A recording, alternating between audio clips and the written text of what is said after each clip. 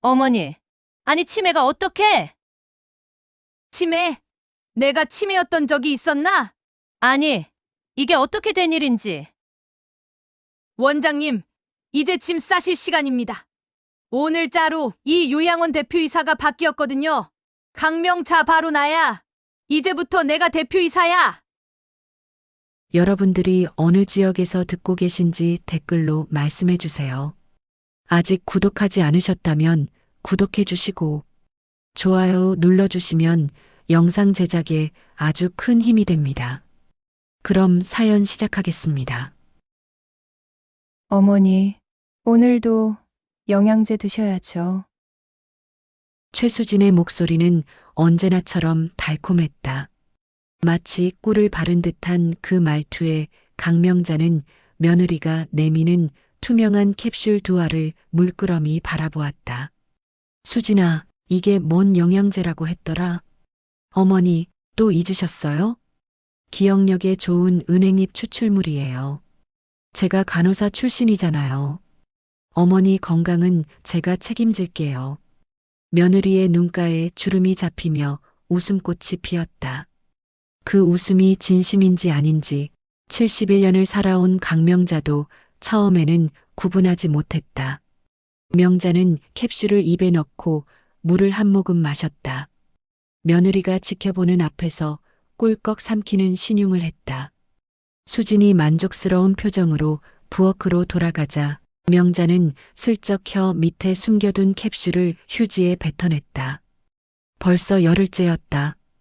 강명자는 35년간 중학교에서 수학을 가르쳤다. 수천 명의 학생들 앞에서 2차방 정식을 풀고 함수의 그래프를 그렸던 그녀였다. 숫자는 거짓말을 하지 않는다. 그리고 그녀의 머리도 아직 거짓말을 하지 않았다. 문제는 한 달 전부터 시작됐다. 분명히 현관 신발장 위에 올려둔 열쇠가 화장실 세면대에서 발견됐다. 어젯밤 먹은 반찬이 기억나지 않았다. 거울 앞에 서면 자신이 왜 이곳에 왔는지 멍해지는 순간들이 잦아졌다. 처음엔 정말 치매가 오는 줄 알았다. 그래서 명자는 스스로를 시험하기 시작했다. 매일 밤 이불 속에서 세 자릿수 곱셈을 했다. 384 곱하기 276. 머릿속에서 숫자들이 또렷하게 춤을 췄다. 답은 105만 9084. 계산이 틀리지 않았다. 다음 날도 그 다음 날도 그녀의 두뇌는 멀쩡했다. 그렇다면 왜 낮에만 멍해지는 것일까? 의심의 시작은 며느리가 건네는 영양제였다. 명자는 약을 먹는 척하고 버리기 시작했다. 그러자 신기하게도 멍한 증상이 사라졌다. 열쇠를 잃어버리는 일도 방금 한 말을 잊는 일도 없어졌다. 그날 밤 명자는 숨겨둔 캡슐 하나를 열어보았다. 하얀 가루가 쏟아졌다. 은행잎 추출물 치고는 색이 이상했다. 약국에서 일하는 옛 제자에게 전화를 걸었다. 선생님, 이거 은행잎 아니에요. 성분 분석해봐야 정확하겠지만 제가 보기엔 약한 신경 안정제 같은데요. 왜 이런 걸 드시려고 하세요? 명자의 손이 떨렸다. 수화기를 내려놓고 한참을 거실 천장만 바라보았다. 간호사 출신인 며느리가 모를 리 없었다. 이건 실수가 아니라 계획이었다. 그날 이후로 명자는 연기를 시작했다. 며느리 앞에서는 더 멍청한 척, 더 깜빡하는 척했다. 아들 재상이 퇴근하면 반갑게 맞이하면서도 이미 외출한 지 오래인 며느리를 찾는 연기도 했다. 수진이 어디 갔어? 아까 분명히 여기 있었는데. 엄마, 수진이 3시간 전에 나갔잖아. 아들의 눈에 측은함과 짜증이 교차했다. 명자는 그 시선 뒤에 숨은 무언가를 읽었다. 효심이 아니었다. 계산이었다. 박재상은 사업에 실패했다. 명자는 알고 있었다. 은행에서 날아온 대출 독촉장을 쓰레기통에서 발견한 것이 한 달 전이었다. 아들은 그 사실을 숨겼고 며느리는 더 친절해졌다. 친절의 칼날이 얼마나 날카로운지 명자는 이제야 깨닫고 있었다. 오늘 아침 며느리가 서류 한 장을 들고 왔다. 어머니, 이거 세금 문제 때문에 상가 명의를 재산이 앞으로 잠깐 옮겨둬야 해요. 걱정 마세요. 형식적인 거예요. 명자는 멍한 표정을 지었다. 서류를 받아들고 글자를 더듬더듬 읽는 척했다. 이게 뭐요? 글씨가 왜 이래 작아? 어머니, 그냥 여기 도장만 찍으시면 돼요. 수진의 목소리에 처음으로 조급함이 묻어났다. 명자는 그 조급함을 놓치지 않았다. 하지만 도장을 찍었다. 며느리의 계획이 어디까지인지 확인하기 위해서였다. 명자의 손에서 떨어진 도장 소리가 거실에 울렸다. 그 소리는 시작의 종소리였다. 전쟁이 시작된 것이다. 다만 적은 아직 그 사실을 모르고 있었다. 그날 밤이었다. 명자는 화장실에 가는 척 일어났다가 거실 불이 켜진 것을 보았다. 시계는 새벽 1시를 가리키고 있었다. 명자는 복도 어둠 속에 몸을 숨기고 귀를 기울였다. 여보, 이제 다 됐어. 어머니가 오늘 상가명의 이전 서류에 도장 찍었어. 수진의 목소리였다. 평소의 달콤함은 온데간데 없고 차갑고 날카로운 음성이었다. 진짜? 수고했어. 그럼 이제 요양원 거는? 아들 재상의 목소리가 들렸다. 명자의 심장이 쿵 하고 내려앉았다. 청담 골든 실버타운에 연락해뒀어. 치매 전문 시설이야. 일단 넣어두면 면회 제한 걸 수 있어. 내가 간호사 출신이니까 의료 기록 조작하는 것쯤은 어렵지 않아. 어머니가 치매라는 진단서를 받아야 하는 거 아니야? 그건 내가 알아서 할게. 병원에 아는 사람 있어. 그동안 내가 어머니한테 먹인 약 때문에 인지검사하면 분명히 치매 초기로 나올 거야. 명자는 손으로 입을 막았다. 자신의 귀를 의심했지만 거실에서 들려오는 대화는 너무나 또렷했다. 요양원에 처박아 두면 상가 팔아서 내 빚 갚을 수 있어. 이자만 매달 800만 원씩 나가는데 이러다 우리 다 거리로 나앉게 생겼어. 재상의 목소리에 초조함이 묻어났다. 명자는 아들의 그 목소리를 평생 잊지 못할 것 같았다. 걱정 마, 여보. 어머니 상가 시세가 20억은 넘잖아. 거기다 어머니 통장에 현금도 꽤 있을 거야. 요양원비는 그 돈으로 내면 되고 상가 팔아서 당신 빚 갚고 남는 돈으로 우리 새 사업 시작하면 돼. 수진아, 근데 어머니가 갑자기 정신이 돌아오면 어떡해? 그럴 일 없어. 요양원에서 계속 약 먹이면 진짜 치매가 와. 1년만 지나면 어머니는 아무것도 기억 못 하실 거야. 웃음소리가 들렸다. 자신의 아들과 며느리가 나누는 웃음이었다. 명자는 벽에 기대어 무너지듯 주저앉았다.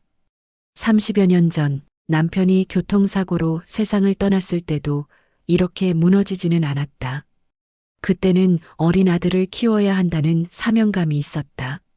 새벽같이 일어나 도시락을 싸고 야간 자율학습 감독을 자원해서 수당을 벌었다. 아들 재상이 대학에 갈 때 등록금을 마련하기 위해 과외까지 했다. 그 아들이 지금 자신을 요양원에 처박겠다고 말하고 있었다. 명자는 소리 없이 울었다. 하지만 눈물은 오래가지 않았다. 그녀는 수학교사였다.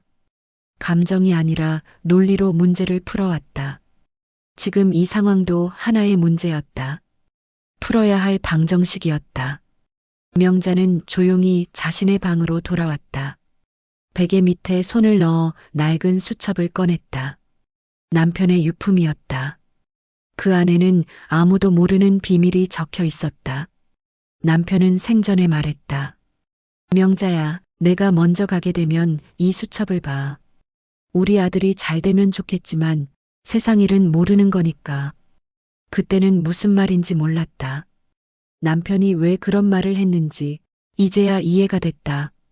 수첩에는 스위스 비밀 계좌 번호와 비밀번호가 적혀 있었다. 그리고 그 아래 금액. 30억 원. 남편이 젊은 시절 중동 건설 현장에서 일하며 모은 돈이었다. 명자에게도 말하지 않고 조용히 해외 계좌에 넣어둔 비상금이었다. 여보, 당신 우리 아들을 벌써 알아본 거예요? 명자는 수첩을 품에 안고 중얼거렸다. 다음 날부터 명자는 완벽한 치매 환자가 되기로 했다. 며느리가 주는 영양제도 일부러 먹었다. 단 진짜 약효가 나타나기 전에 토해냈다. 그러면서도 겉으로는 더 멍해지는 연기를 했다. 어머니, 오늘 점심 뭐 드셨어요? 점심? 내가 점심을 먹었나? 어머니, 아까 제가 해드린 된장찌개 드셨잖아요. 그랬나? 기억이 안 나네. 명자는 멍한 눈으로 창밖을 바라보았다. 수진의 얼굴에 만족스러운 미소가 번졌다. 며칠 후 수진이 서류를 들고 왔다. 어머니, 좋은 요양원 찾았어요. 청담 골든 실버타운이에요. 거기서 편하게 지내시면 돼요. 요양원? 내가 왜 요양원에 가? 어머니, 요즘 자꾸 깜빡하시잖아요. 거기 전문 시설이에요. 저보다 더 잘 돌봐드릴 거예요. 명자는 아들을 바라보았다. 재상은 고개를 돌렸다. 어머니와 눈을 마주치지 못했다. 그 순간 명자는 결심했다. 이 전쟁에서 반드시 이기겠다고. 그리고 아들에게 마지막 교훈을 주겠다고. 요양원에 끌려가기 전 명자는 욕실에서 몰래 전화기를 꺼냈다. 오래전 번호를 눌렀다. 신호음이 3번 울린 후 익숙한 목소리가 들렸다. 여보세요? 동서가, 나야. 명자. 전화기 너머로 잠시 침묵이 흘렀다. 명자? 강명자? 40년 만이네. 무슨 일이야? 동서가, 나 좀 도와줘야겠다. 명자의 목소리는 차분했지만 그 안에는 불꽃이 타오르고 있었다. 청담 골든 실버타운. 고급스러운 이름과 달리 그곳은 감옥이었다. 명자가 그곳에 도착한 것은 비가 추적추적 내리던 화요일 오후였다. 어머니, 여기 좋은 곳이에요. 맛있는 것도 많이 먹고 편하게 쉬세요. 수지는 명자의 손을 잡으며 상냥하게 말했다. 하지만 그 손에서는 온기가 느껴지지 않았다. 요양원 원장 정태호가 다가왔다. 50대 중반의 남자로 기름진 얼굴에 능글맞은 미소를 띠고 있었다. 어머니, 환영합니다. 저희 시설에서 편안하게 지내실 수 있도록 최선을 다하겠습니다. 명자는 멍한 표정으로 원장을 바라보았다. 하지만 그녀의 눈은 모든 것을 관찰하고 있었다. 원장이 수진을 바라보는 눈빛, 그 안에 스친 미묘한 친밀함. 명자는 그것을 놓치지 않았다. 원장님, 어머니 면회는 당분간 제한해 주세요. 어머니가 혼란스러워 하시거든요. 알겠습니다. 수진 씨, 걱정 마세요. 수진 씨. 원장은 며느리를 너무 친근하게 불렀다. 요양원 원장이 보호자의 며느리를 이름으로 부르는 것이 자연스러울까? 명자의 머릿속에서 의문이 싹 텄다. 아들 재상은 어머니와 눈도 마주치지 않은 채 서류에 서명했다. 엄마, 나중에 올게. 그 한마디가 전부였다. 30년을 키운 아들이 던진 작별 인사였다. 명자는 아들의 뒷모습을 바라보며 입술을 깨물었다. 눈물은 나오지 않았다. 이미 마음의 준비를 끝낸 후였다. 방으로 안내받은 명자는 창문을 바라보았다. 철창은 없었지만 창문은 열리지 않았다. 복도에는 감시 카메라가 설치되어 있었고 간호사들은 일정 시간마다 방문을 열고 안을 확인했다. 첫날 밤 명자는 요양원 구조를 파악했다. 공중전화는 1층 로비 한쪽에 있었다. 면회 시간이 아니면 간호사 스테이션에서 보이지 않는 위치였다. 명자는 매일 밤 11시면 간호사 교대가 이루어진다는 것도 알아냈다. 그 틈이 유일한 기회였다. 사흘째 되던 밤 명자는 움직였다. 슬리퍼를 손에 들고 맨발로 복도를 걸었다. 발소리를 죽이며 계단을 내려갔다. 공중전화 앞에 도착한 명자는 주머니에서 동전을 꺼냈다.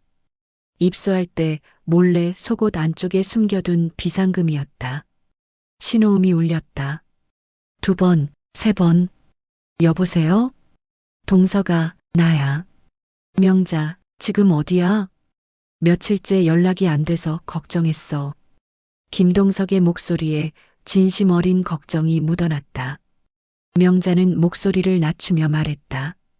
청담 골든 실버타운이라는 요양원에 있어. 며느리가 나를 가둔 거야. 뭐? 가뒀다니? 시간이 없어. 내 말 잘 들어. 내가 스위스 비밀 계좌 번호를 줄 테니까 그 돈으로 이 요양원을 인수해줘. 요양원을 인수해? 명자, 그게 무슨 말이야? 이 요양원이 재정 상태가 안 좋다는 거 나도 들었어. 원장이 자금난에 허덕이고 있대. 30억이면 충분할 거야. 명자는 수첩에 적힌 계좌 번호를 읽어주었다. 동석은 침묵했다가 낮게 말했다. 명자, 40년 전에 내가 너한테 고백했을 때 넌 다른 사람과 약혼했다고 했지. 그때 내가 선택한 사람이 이런 돈을 남겨놨구나. 동서가, 지금 옛날 얘기할 때가 아니야. 알아. 알고 있어. 동석의 목소리가 단단해졌다. 근데 왜 나한테 부탁하는 거야? 변호사도 있을 텐데. 변호사한테 맡기면 법적 절차만 해도 몇 달이야. 그 사이에 내 재산 다 뺏기고 난 진짜 치매 환자가 될 거야.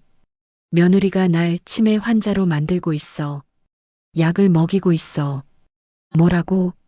너는 은퇴한 자산운용사 대표잖아. 법인 인수 절차 아는 사람 있을 거 아니야. 빨리 조용하게 진행해줘. 동석은 깊게 한숨을 쉬었다. 알았어. 내가 믿을 수 있는 사람들 모아서 움직일게. 근데 명자, 너는 어떻게? 거기서 버틸 수 있어? 걱정 마. 난 수학교사 출신이야. 계산은 누구보다 빠르다고. 명자는 전화를 끊고 로비를 둘러보았다. 벽에 걸린 요양원 법인 등기부가 눈에 들어왔다. 대표이사 정태호. 주주 현황은 비공개였지만 명자는 알고 있었다. 이 요양원이 파산 직전이라는 것을. 방으로 돌아온 명자는 침대에 누워 천장을 바라보았다. 여보, 나 잘하고 있는 거 맞지? 세상을 떠난 남편에게 속삭이듯 말했다. 대답은 없었지만 명자는 알고 있었다. 남편이 이 돈을 남겨둔 이유는 바로 이런 날을 위해서였다는 것을. 김동석은 약속을 지켰다. 2주 후 명자에게 첫 번째 보고가 도착했다. 요양원 공중전화로 걸려온 전화였다. 명자, 나야. 조사가 끝났어. 뭘 알아냈어? 이 요양원 겉은 번지르르한데 속은 완전히 썩었어. 대출이 20억이 넘는데 상환 능력이 없어. 원장 정태호라는 놈, 한 5년 전에 간호사랑 불륜 스캔들로 전 병원에서 쫓겨난 인간이야. 명자의 눈이 빛났다. 그 간호사가 누군데? 최수진. 내 며느리야. 순간 명자는 숨이 막혔다. 예감은 있었지만 확인되니 다른 충격이었다. 그러니까 며느리가 예전에 원장이랑 불륜을 했다는 거야? 아니, 지금도 진행 중인 것 같아. 수진이라는 여자가 요양원에 한 달에 2~3번은 와서 원장실에서 몇 시간씩 있다 간대. 직원들 사이에서 공공연한 비밀이래. 명자는 씁쓸하게 웃었다. 아들 재상도 불쌍한 놈이었다. 아내에게 이용당하고 있으면서도 모르고 있었다. 그게 다가 아니야. 수진이가 너를 이 요양원에 가둔 대가로 원장한테 매달 돈을 주고 있어. 내 상가 임대료에서 빼돌리는 거야. 그 돈으로 원장이 대출 이자 막고 있더라. 그래서 그렇게 면회를 막는 거구나. 응. 너를 완전히 세상과 단절시키려는 거야. 내가 변호사 통해서 리베이트 장부 확보하라고 했어. 증거만 있으면 사문서 위조에 리베이트 공여까지 걸 수 있어. 명자는 고개를 끄덕였다. 퍼즐 조각이 맞춰지고 있었다. 그때 복도에서 발소리가 들렸다. 명자는 재빨리 전화를 끊고 수화기를 내려놓았다. 간호사 한 명이 다가왔다. 어머니, 이 시간에 여기서 뭐 하세요? 전화하려고 했는데 어떻게 하는지 모르겠어. 명자는 멍한 표정을 지으며 수화기를 만지작거렸다. 간호사는 한숨을 쉬며 명자의 팔을 잡았다. 어머니, 방으로 가세요. 이 시간에 돌아다니시면 안 돼요. 명자는 순순히 끌려갔다. 연기는 점점 완벽해지고 있었다. 며칠 후 예상치 못한 일이 일어났다. 아들 재상이 면회를 왔다. 그의 얼굴은 초췌했고 눈 밑에는 짙은 다크서클이 내려앉아 있었다. 엄마, 나야. 재상이. 명자는 아들을 물끄러미 바라보았다. 아들인 척 모르는 척 해야 할까 고민했지만 그러지 않았다. 재상아, 왜 이렇게 야위었어? 엄마, 사업이 완전히 망했어. 재상은 머리를 감싸쥐었다. 그의 손이 떨리고 있었다. 상가를 담보로 대출받아서 사업 확장했는데 거래처가 부도나면서 다 날아갔어. 이제 대출 상환도 못하게 생겼어. 명자는 아들을 바라보았다. 불쌍했다. 그러나 동정할 수는 없었다. 수진이는 뭐래? 수진이가 엄마한테 남은 현금 있으면 알려달래. 그래야 우리가 살 수 있대. 명자의 눈이 차가워졌다. 내가 치매라며. 내가 기억을 못한다며. 엄마, 제발. 이러다가 우리 다 길거리에 나앉게 생겼어. 엄마 재산이면 충분히 막을 수 있어. 재상은 어머니의 손을 잡았다. 그 손길에서 효심은 느껴지지 않았다. 오직 절박함만 있었다. 명자는 천천히 손을 빼며 멍한 표정을 지었다. 돈? 무슨 돈? 난 돈이 어디 있는지 몰라. 엄마, 아버지가 돌아가시기 전에 뭔가 남기지 않았어? 통장이라든가 금이라든가. 명자는 고개를 천천히 저었다. 그리고 허공을 바라보며 중얼거렸다. 산 밑에 묻었지. 뭐? 산? 어느 산? 몰라. 기억이 안 나. 재상의 얼굴에 실망과 분노가 교차했다. 그는 자리에서 벌떡 일어났다. 엄마, 제발 정신 차려. 이러다 우리 다 죽어. 아들은 그렇게 떠났다. 명자는 아들의 뒷모습을 바라보며 눈물을 흘렸다. 이번에는 연기가 아니었다. 하지만 눈물을 닦자마자 명자의 눈빛은 다시 날카로워졌다. 아들에게 던진 거짓말이 미끼가 될 터였다. 며느리는 분명 그 말을 듣고 산을 헤맬 것이다. 그 사이 동석은 요양원 인수를 마무리할 것이다. 수학에서는 이것을 분산 전략이라고 한다. 적의 시선을 다른 곳으로 돌리는 것. 명자는 교실에서 학생들에게 그것을 가르쳤다. 이제는 자신의 삶에서 그것을 실천하고 있었다. 며느리 수지는 미쳐가고 있었다. 산 밑에 묻었다고? 어느 산인데? 재상이 요양원 면회에서 돌아오자마자 수지는 다그쳤다. 재상은 고개를 저었다. 엄마가 치매라 기억을 못해. 그냥 산 밑에 묻었다고만 하시더라. 산이 한두 개야? 시어머니가 예전에 자주 가던 산이 어디야? 재상은 기억을 더듬었다. 관악산?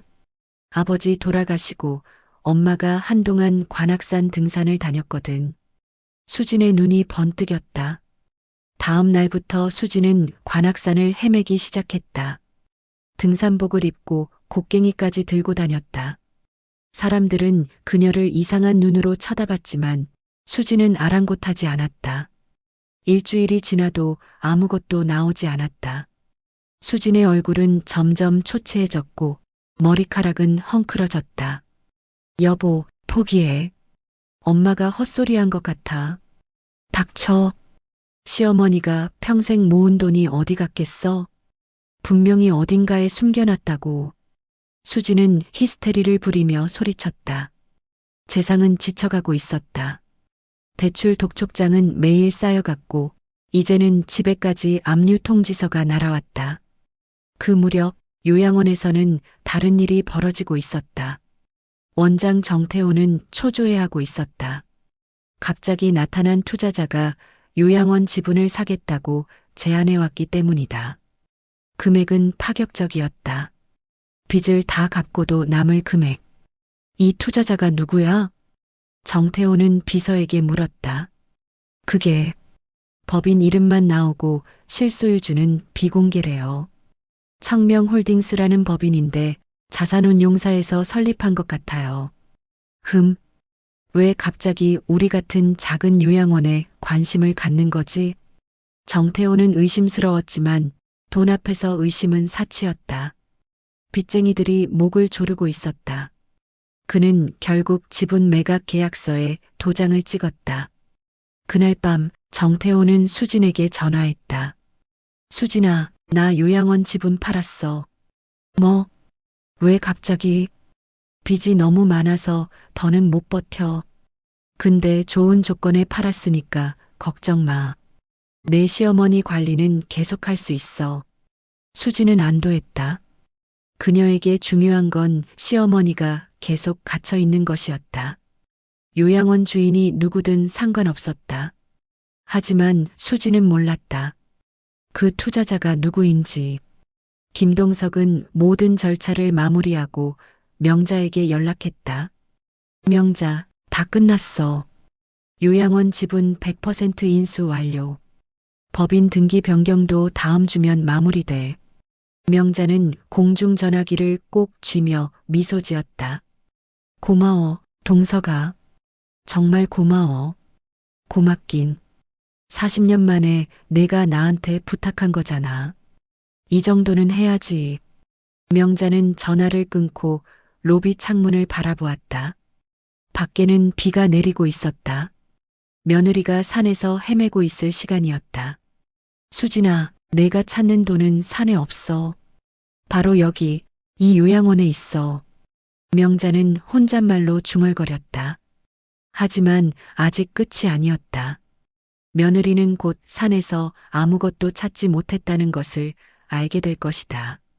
그러면 분노가 폭발할 것이다.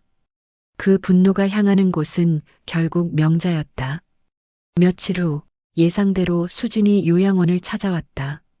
그녀의 눈은 충혈되어 있었고 입술은 갈라져 있었다. 산을 헤맨 흔적이 역력했다. 어머니, 산에 뭘 묻었다고요? 어디에요? 정확히 말해요. 수진은 명자의 어깨를 잡고 흔들었다. 간호사들이 달려왔지만 수진은 막무가내였다.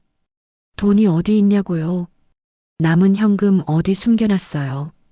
명자는 침을 흘리며 멍한 표정을 지었다. 완벽한 침의 연기였다. 돈? 무슨 돈? 난 아무것도 몰라. 수진은 분노로 얼굴이 일그러졌다. 어머니가 이렇게 나오시면 저도 가만 안 있어요. 요양원비 안 낼 거예요. 여기서 굶어 죽든 말든 알아서 하세요. 수진은 그렇게 내뱉고 요양원을 나갔다. 명자는 그녀의 뒷모습을 바라보며 조용히 미소 지었다. 수진아, 내가 버린 이 요양원이 곧 내 무덤이 될 줄은 모르겠지. 폭풍이 다가오고 있었다.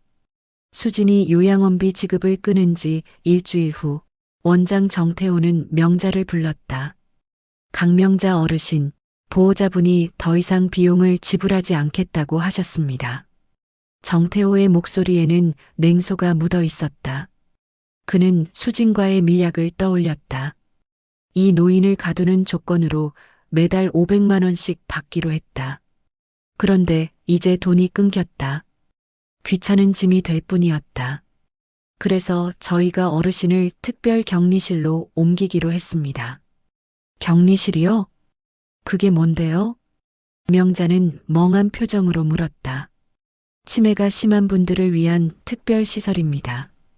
거기서 편하게 지내시면 됩니다. 정태호의 말은 부드러웠지만 그 의미는 명확했다. 격리실은 지하에 있는 창문 없는 방이었다. 문제 있는 환자를 처리하는 곳. 거기 들어가면 세상과 완전히 단절되는 것이다. 원장님, 제발이요. 저 거기 가기 싫어요. 명자는 눈물을 흘리며 매달렸다. 연기였다. 하지만 연기 속에서도 진심 어린 공포가 묻어났다. 동석의 연락을 기다리는 중이었다. 법인 등기 변경이 완료되려면 며칠이 더 필요했다. 결정된 사항입니다. 내일 아침에 옮기겠습니다. 정태호는 차갑게 말하고 돌아섰다. 명자는 방에 혼자 남겨졌다. 그날 밤 명자는 잠을 이루지 못했다. 시간이 없었다. 동석에게 연락해야 했다. 자정이 되자 명자는 조심스럽게 방문을 열었다. 복도는 어두웠다. 간호사 교대 시간이었다. 공중전화 앞에 도착한 명자는 동전을 넣었다. 신호음이 울렸다. 동석아, 나야. 큰일 났어. 명자, 무슨 일이야? 내일 격리실로 옮긴대. 거기 들어가면 연락할 방법이 없어. 법인 등기 변경 얼마나 남았어? 이틀만 더 있으면 돼. 버텨. 내가 방법을 찾을게. 이틀. 이틀은 너무 길어. 명자의 목소리가 떨렸다. 하지만 동석의 다음 말이 그녀를 안심시켰다. 명자, 내가 내일 오전에 요양원에 찾아갈게. 투자자 자격으로 시설 점검한다고 하면 그놈들도 함부로 못해. 일단 시간을 벌어볼게. 고마워, 동석아. 전화를 끊고 돌아서는 순간 누군가 어둠 속에서 나타났다. 할머니, 이 시간에 여기서 뭐해요? 간호사였다. 명자는 당황했지만 곧 멍한 표정을 지었다. 전화. 아들한테 전화하려고. 할머니, 아드님 전화번호도 모르시잖아요. 어서 방으로 가세요. 간호사는 명자의 팔을 잡고 방으로 데려갔다. 명자는 순순히 따라가면서도 마음속으로 계산했다. 내일 오전까지만 버티면 된다. 다음 날 아침 예상대로 간호사들이 명자를 데리러 왔다. 어르신, 격리실로 이동합니다. 싫어요. 저 여기 있을래요.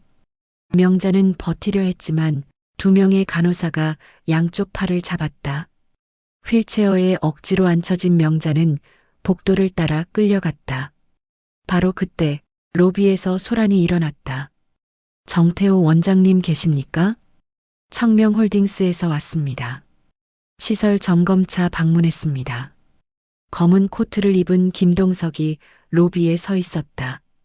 그의 뒤에는 양복을 입은 남자 2명이 따라와 있었다. 정태호가 허둥지둥 달려왔다. 아, 투자자분이시군요. 어서 오세요.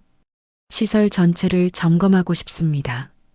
특히 환자분들 처우 상태를 확인하고 싶어서요. 동석의 눈이 휠체어에 앉은 명자를 향했다. 명자와 눈이 마주쳤다. 동석은 미소를 지었고 명자는 안도의 한숨을 쉬었다.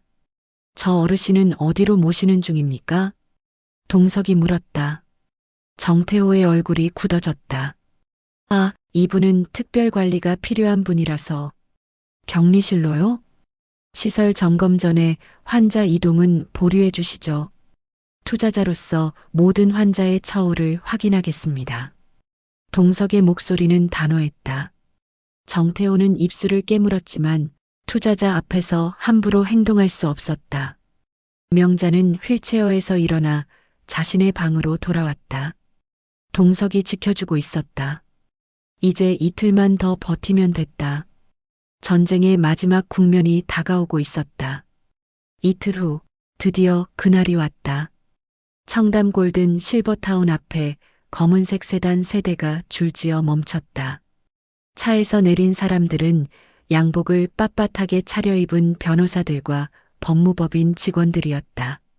원장 정태호는 놀라 로비로 뛰어나왔다. 그의 얼굴에는 당황함이 가득했다. 무슨 일이시죠?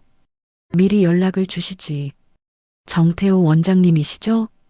법무법인 한울입니다. 오늘자로 이 요양원의 대표이사 변경 등기가 완료되어 통보드립니다. 변호사가 서류를 내밀었다. 정태호는 서류를 받아들고 눈을 비볐다. 대표이사 란에 적힌 이름은 강명자였다. 강명자? 이게 누구? 설마.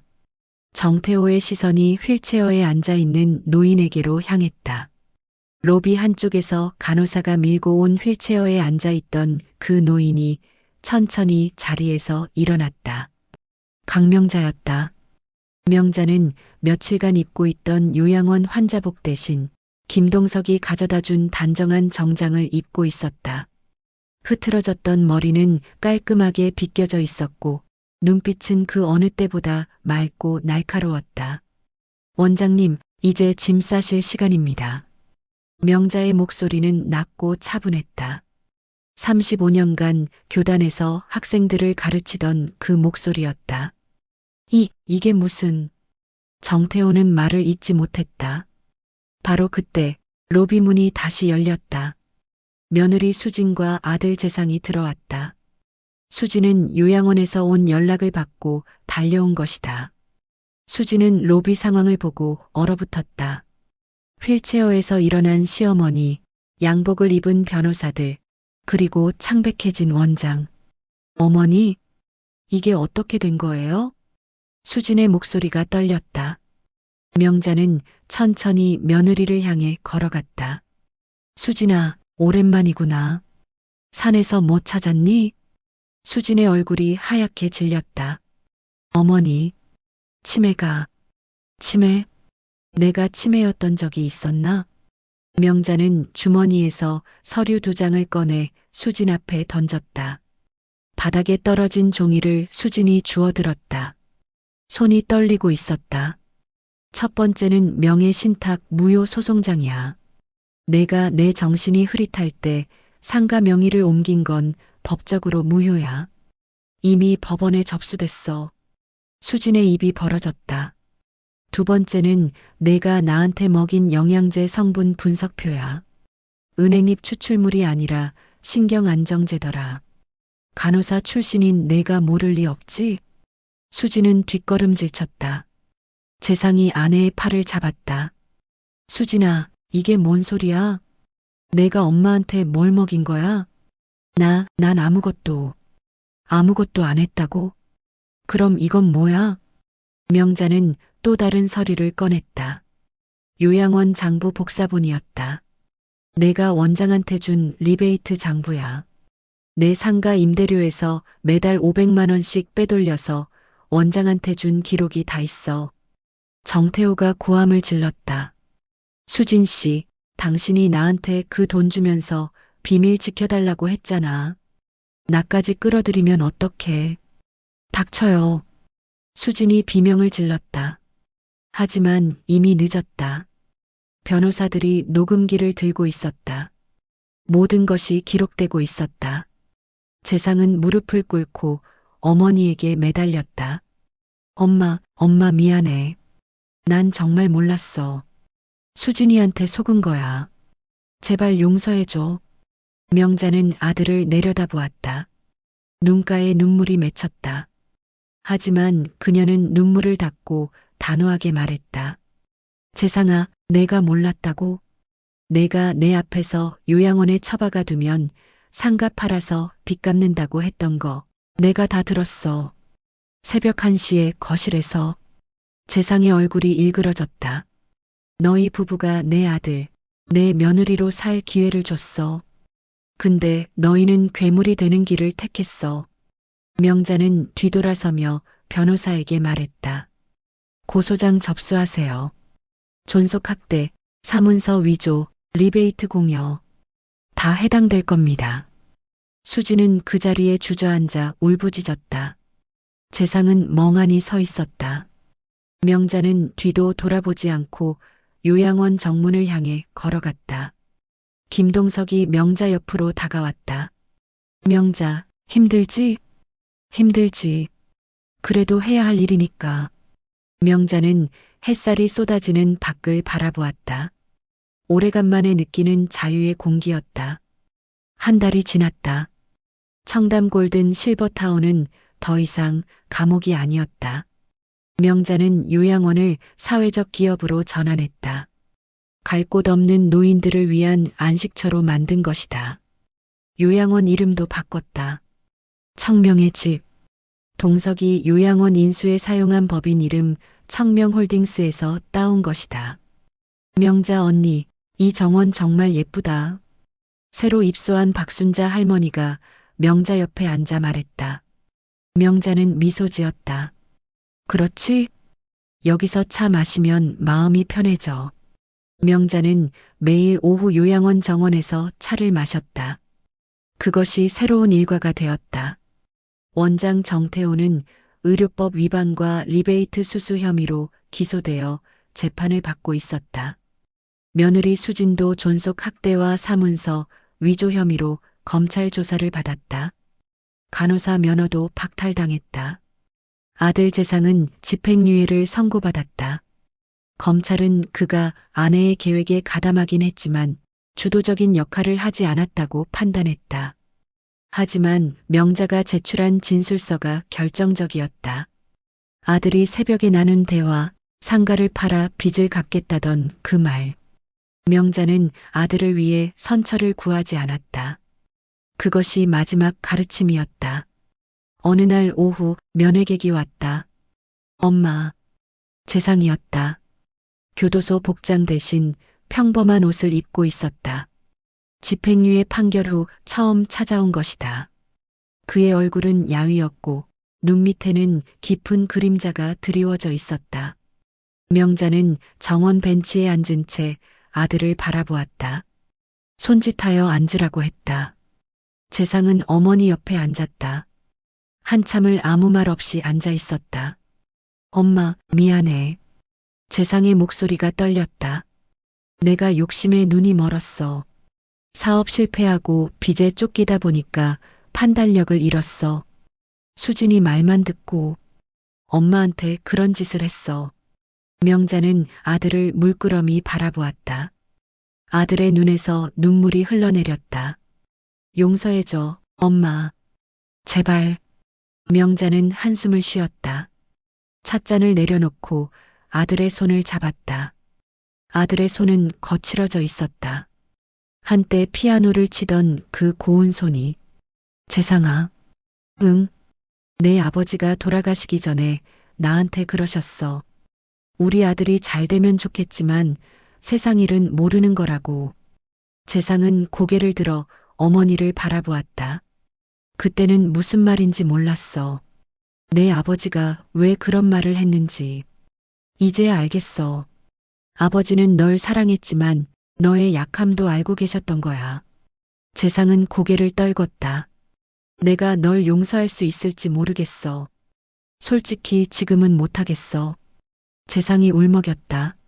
하지만 내가 벌을 받고 진심으로 반성한다면 언젠가는 용서할 수 있을지도 몰라. 그날이 오려면 내가 먼저 스스로를 용서할 수 있어야 해. 명자는 아들의 손을 놓고 자리에서 일어났다. 재상아, 죄를 지었으면 벌을 받아야지. 그게 내가 너한테 줄 마지막 교육이야. 명자는 뒤돌아 걸어갔다. 재상은 벤치에 앉은 채 어머니의 뒷모습을 바라보았다. 노을이 지고 있었다. 어머니의 등이 점점 작아지다가 요양원 건물 안으로 사라졌다. 저녁 무렵 명자는 혼자 정원 벤치에 앉아 차를 마셨다. 김동석이 다가왔다. 명자, 괜찮아? 괜찮아. 동석은 명자 옆에 앉았다. 40년 전에 내가 고백했을 때 왜 거절했어? 명자는 웃었다. 그때 이미 우리 집에서 정해준 사람이 있었어. 근데 동석아, 그거 알아? 내가 선택 안 했지만 후회는 안 해. 좋은 남편이었고 좋은 사람이었어. 그래, 그 사람이 남긴 돈이 너를 구했으니까. 응, 여보가 지켜준 거야. 하늘에서. 두 사람은 나란히 노을을 바라보았다. 동석아, 고마워. 내가 아니었으면 난 진짜 그 격리실에서 죽었을 거야. 뭘? 40년 만에 내 부탁이었는데. 명자는 찻잔을 들어 마지막 한 모금을 마셨다. 따뜻한 차가 목을 타고 내려갔다. 이제부터 어떻게 할 거야? 여기서 살 거야. 나 같은 처지였던 노인들 돌보면서. 그게 내 마지막 수업이야. 명자는 노을 지는 하늘을 바라보며 미소 지었다. 평생 가르치는 일만 했던 그녀였다. 마지막 수업은 자기 자신을 위한 것이었다. 다시 일어서는 법, 배신 앞에서도 무너지지 않는 법, 그리고 끝까지 존엄을 지키는 법. 강명자는 홀로 찻잔을 들고 노을빛 정원을 산책했다. 그 뒷모습이 점점 작아지다가 어둠 속으로 사라졌다. 끝까지 시청해 주셔서 감사드립니다. 구독해 주시고 좋아요 눌러 주시면 영상 제작에 아주 큰 힘이 됩니다. 이 영상을 카톡방에 공유해서 주위 분들과 공감하며 대화 나누시면 좋습니다. 시청 소감을 댓글로 부탁드립니다.